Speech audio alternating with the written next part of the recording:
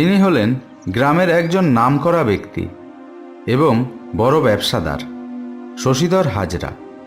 ইনি ভালো করে জানেন 2 টাকাকে কিভাবে 4 টাকা করতে হয়। গ্রামের বেশিরভাগ জমি জমা ওনার নিজের আয়ত্তে।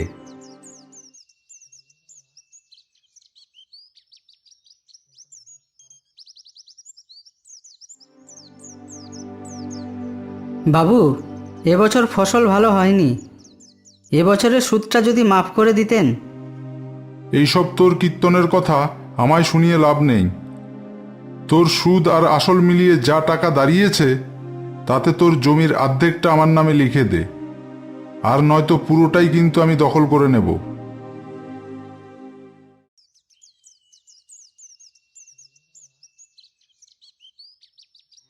এরা হলো শশীধর হাজরার 2 গুণধর ছেলে। বড় ছেলের নাম জপেন আর ছোট ছেলের নাম রমেন। বুঝলি দাদা, গ্রামের ওই মাস্টার মশাই আমার বাবার নামে উল্টোপাল্টা কথা রটিয়ে বেড়ায়।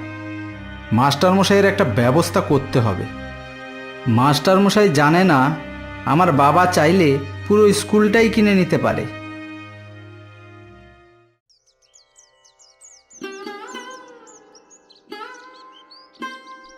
রতন, তোমার ছেলের পড়াশোনা কেমন চলছে? মাস্টার মশাই, গরিবের আর পড়াশোনা। কেন, কি হয়েছে?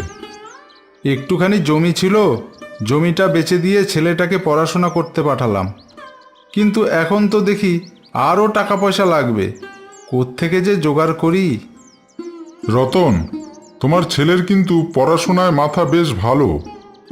পড়াশোনাটা যদি কষ্ট করে চালিয়ে যেতে পারো তবে একটা কিছু হবেই।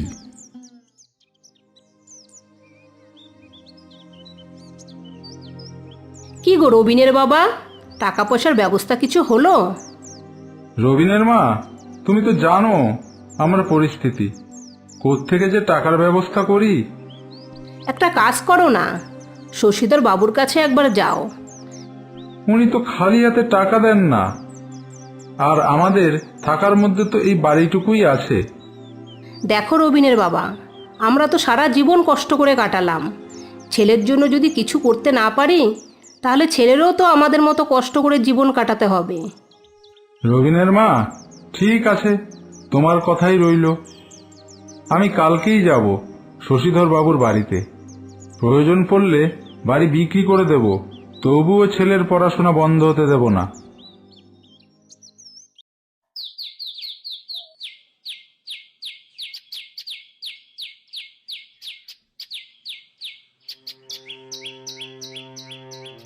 নমস্কার শশীধর বাবু। বলুন, কি ব্যাপার? শশীধর বাবু, আমার কিছু টাকার দরকার। আমার বাড়িটি যদি বন্ধক রেখে কিছু টাকা দেন তাহলে আমার খুব উপকার হতো। ওসব বন্ধক টন্দকের ঝামেলায় আর যেতে চাই না। বাড়িটি যদি বিক্রি করেন তো বলুন, দাম দর করে কিনে নেব। শশীধর বাবু, ঠিক আছে, আপনি যখন বাড়িটি কিনতে চাইছেন তাহলে কিনেই নিন। একটা কথা বলি আপনাকে, হঠাৎ কি এমন হলো আপনার এত টাকার প্রয়োজন পড়ল? শশীধর বাবু, আমার ছেলেটির পড়াশোনার জন্য টাকা লাগবে। তাই নাকি? ছেলের পড়াশোনার জন্য বাড়ি বেচে দিচ্ছেন? আপনার ছেলে যদি উপযুক্ত হয়ে আপনাদেরকে না দেখে তাহলে তো আপনাদেরকে পথে বসতে হবে। সেই চিন্তা আমরা কখনোই করি না।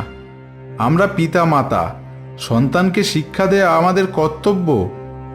আর আমার দীর্ঘ বিশ্বাস, সঠিক শিক্ষা যদি সন্তান পায় তবে পিতামাতাকে কখনোই অবহেলা করবে না।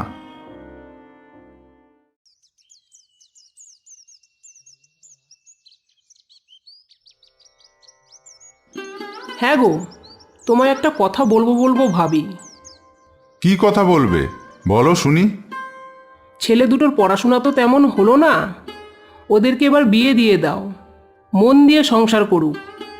ঠিক বলেছ পার্বতী, ছেলেদের বিয়ে দিয়ে দিলে ঘরে দুটো বৌমা আসবে, তোমারও একটু সুবিধা হবে। তুমি তো খালি টাকার পিছনেই ছুটে বেড়াও, আমার কথা ভাববার তো তোমার কোনো সময়ই নেই। ঘরের বৌমারা আসলে ওদের সঙ্গে আমার সময়টা ঠিক কেটে যাবে। বেশ, আজকেই ঘটককে খবর দেব। এইদিকে শশীধরবাবু তার দুই ছেলের ধুমধাম করে বিয়ে দেয়। বিয়ের পর বেশ কিছুদিন সবই ঠিকঠাক চলছিল। তারপর হঠাৎ প্রতিদিন এই ঝগড়াঝাটি আর ভালো লাগে না। তুমি এক কাজ করো, দুই ছেলেকে সমান ভাগ করে সম্পত্তি বুঝিয়ে দাও, তাহলে আর ওদের মধ্যে কোনো ঝামেলা থাকবে না। কত শখ করে ছেলেদের বিয়ে দিয়েছি শেষ জীবনটা একটু সুখে থাকবো বলে। আমাদের নিয়ে চিন্তা নেই, আমাদের একভাবে না একভাবে ঠিক চলে যাবে। এইদিকে শশীধরবাবু তার স্ত্রীর কথা শুনে বিষয় সম্পত্তি সমস্ত কিছু সমানভাবে ভাগ করে দুই ছেলেকে বুঝিয়ে দেয়।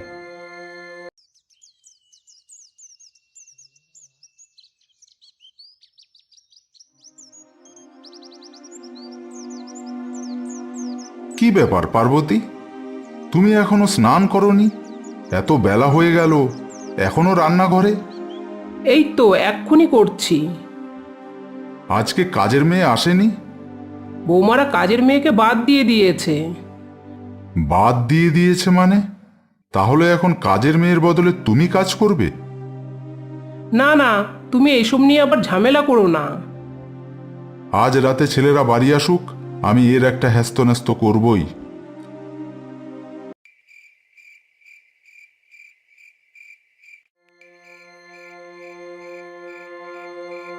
কি ব্যাপার বাবা, বাড়ি আসতে না আসতেই তুমি ডেকে পাঠিয়েছো? কি বলবে বলো। তোরা জানিস তোদের বউরা কাজের মেয়েকে বাদ দিয়ে দিয়েছে? বাদ দিয়েছে তো কি এমন হয়েছে? তাহলে তোরা কি বলতে চাইছিস? কাজের মেয়ের বদলে তোর মা এখন ঝিগিরি করবে? নিজের বাড়ির কাজ করলে সেটাকে আবার ঝিগিরি বলা হয় নাকি? ও হ্যাঁ, কালকে আমার শ্বশুর বাড়ি থেকে কয়েকজন কুটুম আসবে, তোমরা এই ঘরটা ফাঁকা করে দেবে। কি বলিস? তাহলে আমরা থাকবো কোথায়? তোমরা ওই চিলেকোঠার ঘরটিতে চলে যাবে। তোমাদের দুজনের জন্য এত বড় ঘর লাগে নাকি? তোদের আসপদ্দা দেখে আমি সত্যিই অবাক হয়ে যাচ্ছি। তোরা কালকেই আমার বাড়ি ছেড়ে চলে যাবি। তুমি কাকে বাড়ি ছেড়ে চলে যেতে বলছো? তুমি হয়তো ভুলে যাচ্ছ এখন সমস্ত বিষয় সম্পত্তির মালিক আমরা। বাড়ি ছেড়ে যদি যেতেই হয় তাহলে তুমি আর মা যাবে।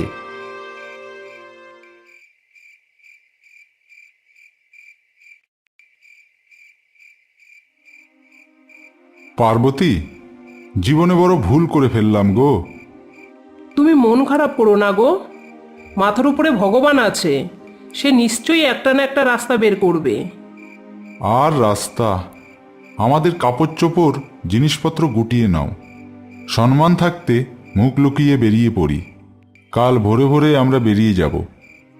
কোথায় যাবে গো? জানি না, তোমার উপরওয়ালার উপর ভরসা করেই বেরিয়ে পড়ব।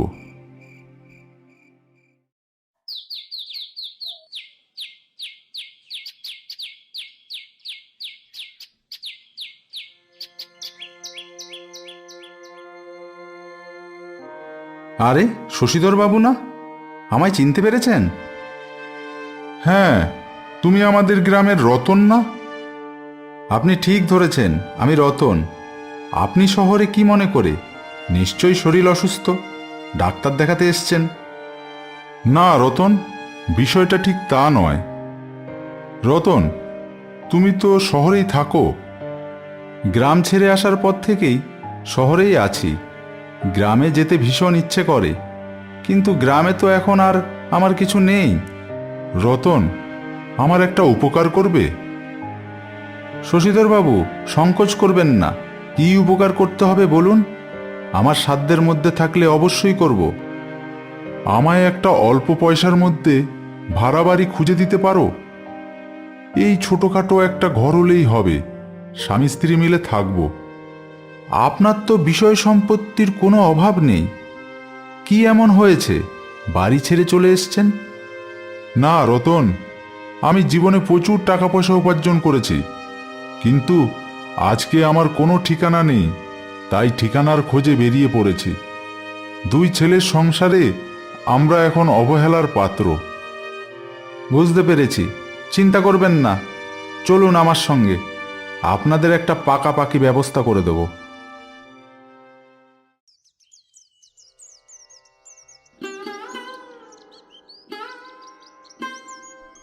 রতন, এটা কার বাড়ি? এটি আমারই বাড়ি। আমার ছেলে এই বাড়িটি কিনেছে। আমি আর আমার স্ত্রী এই বাড়িটিকে একটি আশ্রম বানিয়েছি। এই আশ্রমটির নাম দিয়েছি শেষ ঠিকানা। আজ থেকে এখানেই আপনারা নিজের বাড়ির মতো মনে করে থাকবেন। আমরা আজ যা কিছু করতে পেরেছি এ সম্পূর্ণ আপনারই প্রতিদান। মানে, তোমার কথা তো আমি কিছু বুঝতে পারছি না। শশীধর বাবু, সেই দিন যদি আপনি আমার বাড়িটি না কিনতেন তাহলে আমি ছেলেটিকে মানুষ করতে পারতাম না। আমার ছেলেটি আজকে বড় বিজ্ঞানী হয়েছে। রতন, আমি আজ বুঝতে পারছি, আমিও যদি টাকা পয়সা ধন দৌলতের দিকে না ছুটে ছেলে দুটোকে মানুষের মতো মানুষ করতাম তাহলে হয়তো আজকে আমায় এদিন দেখতে হতো না।